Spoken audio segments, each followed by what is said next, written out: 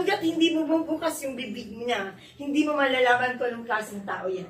Because the abundance of the heart, the mouth speak. Then you will know what kind of person that person next to you. Want to have a relationship with you, like even your friend? Like, how I wish I know you personally. Kasi in that way, alam mo yun, pag nakita tayo, Hoy, kamusta? Di ba? Di ba, kumakaingala sa mga, Hoy, kamusta na?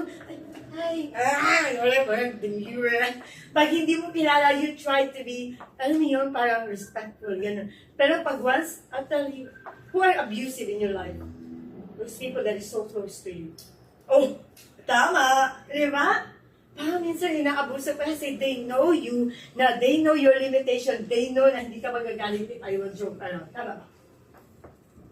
So same thing ka Lord. So God wants us to give our time to the Lord so that you will start to know who He is. So that God can introduce Him, who He is in you as a God, as a Father, as a friend, as the King, as the Lord, as your Master. He wants to introduce Himself to you. He wants Himself to become known to you. Gusto niya mas makilala mo siya. Why? Because the more you know our God, you will discover that our God is so beautiful. And you will start loving Him. The more you expose yourself to God's goodness, you will love Him. You will fall in love. Kasi mga naiiyab din mo. Sure, hindi niya mag-girlfriend? Nakaiyab? Ooh. So sir, why is it, why you start to court that woman?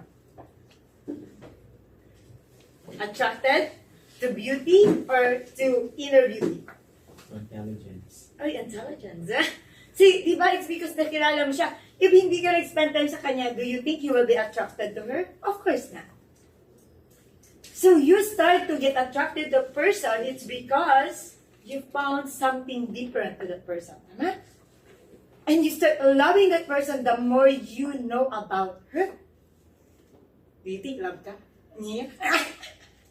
Yun na eh. So, the more mo siya namamahalin, kasi mas nakikilala mo siya as you spend your time to that person. Tama? So, same thing to God. The more you spend time with God, the more you will love Him. Next, okay. So, the born again believers, sa mga tao, sino yung mga born again? Those are people that is saved through faith in Christ Jesus. By His grace, okay? Yung mga born again ay mga tao na, hello sir, ang mga tao na nailigtas sa pamamagitan ng kanilang pananampalataya dahil sa grasya ni Lord. Because of God's grace. Not by good works. Your good works is not your ticket to heaven. Your good works is not the reason like, oh, I am good so I can be in heaven. No. You think your goodness is enough for you to enter heaven? If that's the reason that goodness is more than enough for me to enter heaven, then I don't need to accept Jesus Christ. And the death, the resurrection, the life, the death, and the resurrection of Jesus Christ has no power to save me. Kung it's all because of what do you call this? Good works, tama? So, wala yung kapusalanan dayon that Jesus, kaya we can be saved pala by our good works, tama? So that's why we are saved because we put our faith in Christ Jesus with His finished work. Dahil sa katong nahuman niya, nagibuhat diya sa krus. For the wages of sin is death. Kaya gano'n ka kabait, that's not your license to get in heaven. To get yung makapasok sa kaharian ng Panginoon Diyos. But how you will enter into the kingdom of God. That is John chapter 3 verse 3. Unless you are born again, you cannot see the kingdom of God. For example, the door, this one is the kingdom of God. Okay. I will open this one. And sino na pwede makapasok dito? Yun lang tao na may Jesus. But now, you cannot even see the kingdom of God. And how much more to enter? Right? Hindi ka naman hindi mo na makikita yung kingdom ni Lord. How much more makapasok? Now, we are talking about entering the kingdom of God. So, sabi dito, hanggat hindi ka nabuhay, na ipanganak muli, unless you are born again, you cannot see the kingdom of God. Ito lamang ang paraan para tayo makapasok sa kaharian ng Diyos. So if someone will ask you, are you born again? If you truly believe and accept Jesus as your personal Lord and Savior, kung tinanggap mo si Jesus sa puso mo, if you really believe the gospel, then God has said that God has given you the right to become the children of God. Binigyan ka ng karapatan para maging anak ka ni Lord. Lord, understand this one. Hanggat itong espiritu nagsasalita, if I die, wala nang boses, right? Wala, patay. Why? Because my spirit, this one that is speaking, separates. Kumbaga, separate from this body. Humiwalay na eh. Have you seen someone that is dead? Cannot speak anymore. Tama? Kasi nga humiwalay na yung espiritu. So what will happen to this spirit? This everyone, may mga pungkol, bingi, a lot of mga tao, they have an imperfect body. Does it really matter to God? No matter how beautiful or handsome you are, the Lord looks at the heart of the person. What kind of heart do you have? The abundance of the heart, the mouth speaks. Is it wicked? Do you love saying bad words? Stop that. If your father is holy, live in holiness. Liwat ka sa imong papa. No, palang yung papa niyo, wala si Jesus mo, musulting bad words. Oy, diba? So if you want na you be like God, then live according to the ways of God. Psalm 119. How a young man stay living in purity. How to be pure. How? It is to keep your life, you must follow or obey, or kailangan na yung pamumuhay mo is according to the Word of God. You want to stay pure, living in purity, follow the Word of God. That's the only way. Because the Word of God is flawless. Nabalik tayo dito. So, eto. Paano yun siya? Kailangan natin mabuhay. May katao pag-usap. Ang kining espiritu nga nagatingog. For, what do you mean? Explain Nicodemus. How can an old man go back into his mother's womb and be born again? So, because Nicodemus, not all people who teach the law, who teach about the Word of God, fully understand the gospel, because there are many people that they took the context, they try to understand the Word of God according to their own wisdom. It takes heavenly wisdom for us to grasp the real meaning of God's Word. It takes the Holy Spirit to reveal. Si Lord ang magpadayag sa unsay tinuod na pagpasabot sa iyang pulong. Ang kanyang pag-intindi ni Nicodemus was, yung parang earthly na pag-intindi. Sabi niya, paano ako makakapasok? Paano ako, sa usap pamaagi siya, maipanganak muli, ma-born again. Hindi naman ko pwede makasulod sa tiyan sa pamama. Can you see the difference of understanding? Talagang hindi. But what Jesus mean about that? He said, in verse 5, Jesus replied, I assured you, sinisigurado ko sa inyo, that no one can enter the kingdom of God without being born of water and the Spirit. Human can produce only human life, but the Holy Spirit gives birth to the spiritual life.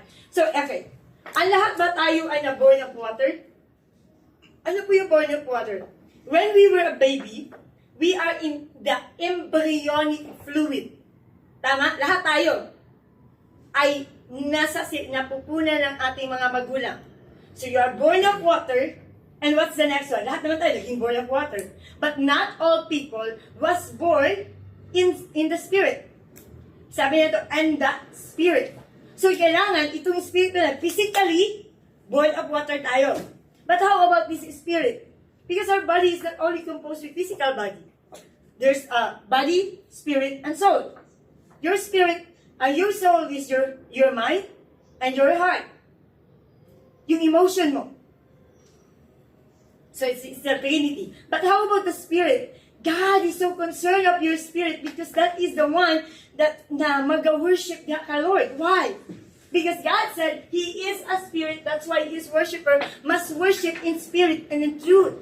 So for you, that you can worship your God, your spirit must be born again. It must be, dapat magkaroon ng life yung spirit mo. But because of our sinful nature, we are dead because of our sin. Our spirit is dead because of our sin. Now, who can save you? Who can give life to your spirit? Buhay ka na, you're walking in here, but you're dead spiritually. Why? Because you never recognize or accept Jesus Christ as your personal Lord and Savior. The moment that you accepted Jesus Christ, the moment that you believe in Him, that is the day that you will receive the Holy Spirit, because the Holy Spirit is the one that will give life to your dead spirit. Jesus is the way, the truth, and the life. Siya ang magbibigay buhay sa iyong espiritu na patay. He breathed. Hiningahan niya ang tao upang mabuhay. Do you remember Adam and Eve? Para mabuhay. And the Spirit of God, yun yung deposit guarantee. Alam natin that there will be rapture, di ba? So, isa-isa lamang kapamilok sa mata, God will take us. Kasi there will be woe to those people na nag-iintay sa second coming ni Lord. Huwag ka mag-iintay sa second coming ni Lord kasi the second coming of the Lord is tribulation ang mangyayari. He will destroy the earth. So, if you don't want to be left behind, you better make sure that you really have a true relationship with God. So ngayon, yung espiritu ngayon na natanggap mo, yun ang nagbigay buhay sa'yo. Kasi dito natin malalaman if you are really born again. Alam niyo, naiintindihan mo, when someone will ask you, are you born again? Kaya ako nagtanong. Kasi if you don't understand, if you cannot explain that one, you don't know the Word of God. So I hope na intindihan nyo ano po yung born again. Kinahanggan niya makatao pag-usap ang imong espiritu. Now in here, so yun, the Holy Spirit gives birth to spiritual life. So yun, di ba? Human can reproduce only human life. Yun lang naman pwedeng magawa ng ating mga magulang, tama? Itong katawan na to, pero walang abilidad itong katawan na to, na para mabuhay yung ating espiritu, we need a God. We need God. So that your spirit will live again. Para mabuhay ka muli. So whoever become one with the Lord Jesus Christ, if you believe and accepted Jesus Christ, your body will die. Do you believe na lahat ay mamamatay? But you know what? If you really believe in Jesus, you truly accepted Jesus in your heart, even though your body will die, your spirit will separate, but your spirit will never die again. Why? Because you are one with God. As Jesus Christ was resurrected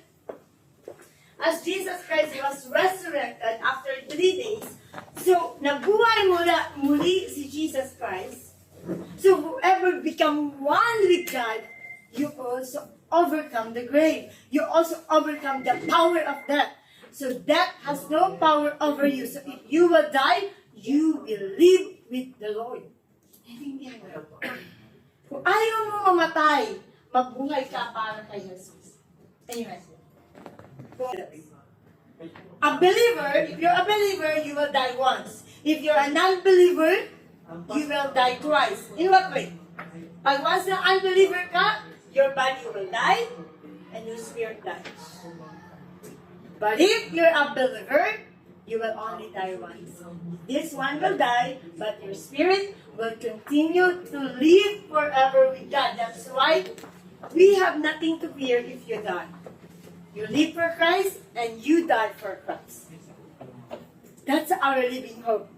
That we know that there is a second life. And our second life is in Christ. But this first life, ito first time na binigay mo ni Lord, it must be for Christ as well. Amen. God loves us, but God wants you to love Him. He loves us, everyone. Love ka ni Lord. But gusto po niya nga, i-love po niyo siya. And how to prove that you love God? It is by obeying the Lord. Sundin mo siya. Because all our desire, God wants us to please the Lord. Please Him by your obedience. And you will be rewarded by God.